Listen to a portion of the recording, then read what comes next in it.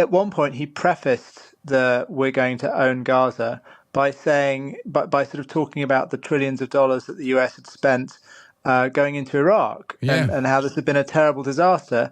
And then about three sentences later, he said, and so we're going to go into Gaza. so yes, it is very strange. If you were with us yesterday at this time, you'll remember that Donald Trump really startled the world with this comment. The U.S. will take over the Gaza Strip, and we will do a job with it, too. We'll own it. And everybody I've spoken to, this was not a decision made lightly. Everybody I've spoken to loves the idea of the United States owning that piece of land, developing and creating thousands of jobs with something that will be magnificent in a really magnificent area that nobody would know. Nobody can look because all they see is death and destruction. That'll become, I think, one of the most famous remarks of his presidency, certainly in the first year. Well, the people who Mr. Trump hadn't spoken about his plan for Gaza too were not so happy about it. It was roundly criticised by Saudi Arabia, Egypt and Jordan, countries which Trump has worked hard to keep good relations with. So what does the Trump team do? Remember, we were told this time, weren't we, that it wasn't just Trump sitting watching TV on his own and shouting at the world. This was the efficient Trump. This was the Trump with people surrounded by expertise and hunger and drive and ability to get things done. So did they have to row things back a little bit while still keeping the big man happy? We spoke to Will Pavia, who is the Times' New York correspondent. He gave us this update. So there's been some rowing, not so much by him. He has been saying today that everybody loves his plan. It's a great plan. Everyone really likes it. And then some Republican senators and people in Congress have sort of come out and sort of said, well, I didn't think this was the point of America First to, take over a Middle Eastern country and spend a load of money. So people in the White House have said, well, he's not saying that. All he's saying is, we clear out Gaza and we help them rebuild, but perhaps other countries will fund this. And they've sort of said, or perhaps he's, this might be a negotiating position.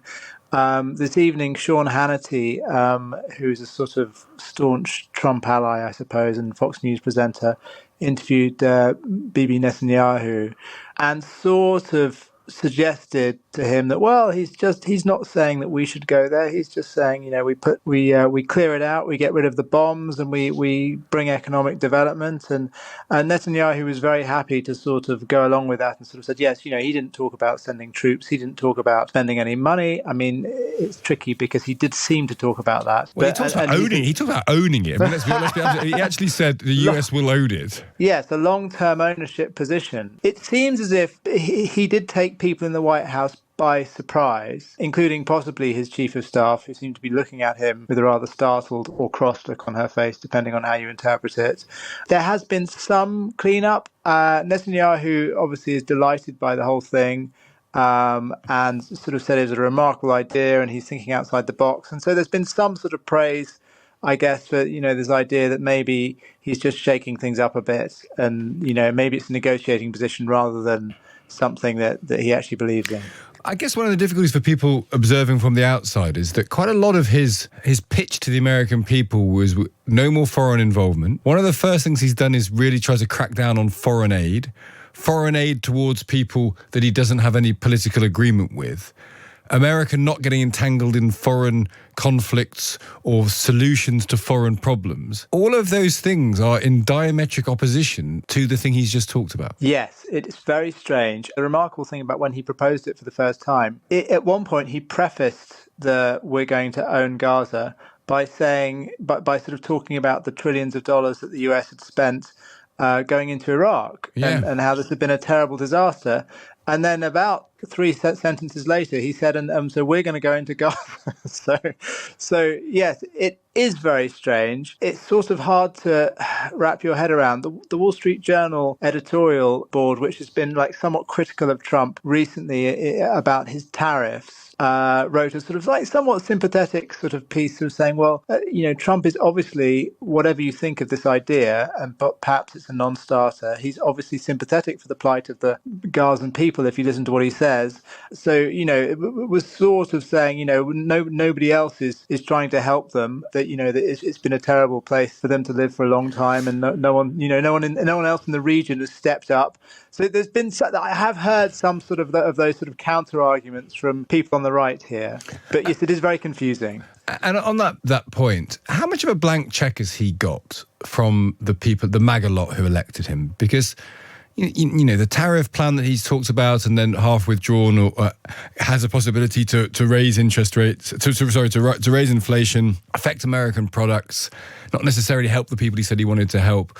This is, again, what he's the opposite of what he said he was going to do when it comes to American isolationism. I guess the question, does it seem that he's basically been given a blank check by a big swathe of the American people, and the chaos that's kind of ensued, the predictable chaos, is part of what they like, and therefore he has got quite a lot of freedom, you know, midterm still 2 years away, to do and say what he thinks? I mean, yes, I think that is right to some extent. I think he's certainly got cheerleaders in the media who are sort of saying, you know, well, look at this, another win for Trump. You know, they all cheered some of his sort of tariff positions, and the White House was able to portray it as, you know, securing deals, which you could say, well, they were already Canada and Mexico didn't do an awful lot. But, you know, they could portray it as a victory for this sort of slightly more aggressive transactional approach to government. But I mean, I do think that people in Michigan and Wisconsin and Pennsylvania and whoever voted for him, I'm not sure that they want to see the US send troops to Gaza. I don't think even Trump wants that either, even though he seemed to suggest that he did. So I was to think that there are limits. And I certainly think if the tariffs push prices up and inflation goes up and the economy doesn't sort of, you know, come roaring along, then he's certainly going to be facing some trouble in 2 years. He does have 2 years grace, though, at the moment. One of the other big things he's been doing is cracking down on government waste. This is why Elon Musk is in government and the Department of Government Efficiency. Is that popular? Because that's had some consequences in terms of American aid. Is the sentiment there that they're trying to find out who exactly the federal government employs? It probably employs too many people. It employs too many people appointed for too many reasons of woke ideology. That's clearly been a big part of his first couple of weeks. Is that going down well? In conservative media, there's been a lot of sort of cheering of these sort of programs which seem to sponsor things which are rather sort of, you know, might look rather dubious to American eyes. You know, these sort of things in foreign countries that you know, sort of, you know, supporting film and theatre projects, and you can see people saying, well, quite right, he's getting rid of that. As for Elon Musk himself, there was polling today which suggested that actually he's a bit underwater in his polling, and he's not. People are not quite sure that he should be having this unlimited power to do whatever he likes and tear up the bureaucracy. But I do think it's tricky. Certainly for the opponents of this, you know, for the Democrats to sort of explain why all these complicated agencies, why it's important for them to have this many people and to spend this much money. So it is a tricky one. Unless you work for the federal government, it's quite a sort of tricky one to sort of downplay, I think. And just finally, overnight, there's a bit of a problem because it seems that in order to find out how many federal employees America has, they've asked the CIA to provide a list of everyone they've appointed in the last 2 years, and there could be a problem with that. You would think so. I mean, the CIA also had a sort of, so all of these big federal agencies, the employees have been offered, this redundancy package where they get paid till September if they resign now, in an attempt to sort of just like completely slash the federal workforce. They did this at the CIA as well, although I remember when you read it, it sort of made clear that people in sort of sensitive national security positions, it didn't apply to them. So you would assume that this also, it's people recently hired, so it's people that they could quite easily get rid of, presumably. It's not Jason Bourne, presumably. No. Being exposed. I mean, there's some of the sort of things like the naming of people who worked in, say, for instance, cybersecurity, targeting China, for instance. You know, the fact that their first names and initials were released, I believe, as part of this, was something of a worry, I think, for the intelligence community.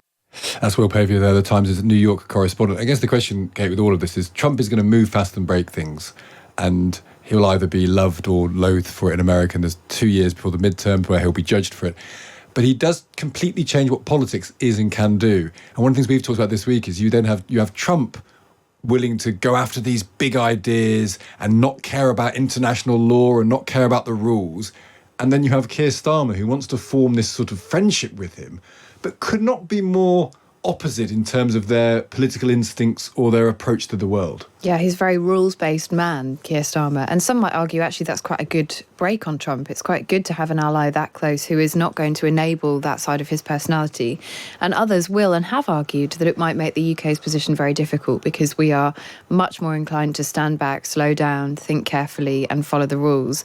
And that might mean that we are either left behind or we are perceived to be a block on things changing. And that, in the short term, that might look bad. In the long term, it might actually pay off. But with politics being so short term and quick now and operating on social media much more, that can be a political problem for our MPs and politicians. And we're going to talk about Chagos, aren't we, in the context of Richard Hermer? And that's the great, there are clearly rules and international law to be followed. And Trump and Starmer says, I want to follow the international law. What would Trump do about Chagos? And it's not what we're going to do. Exactly. And that's either a good thing or a bad thing in people's minds. But which side would you want to be on in the end? I think that's the other question for all of us. We will talk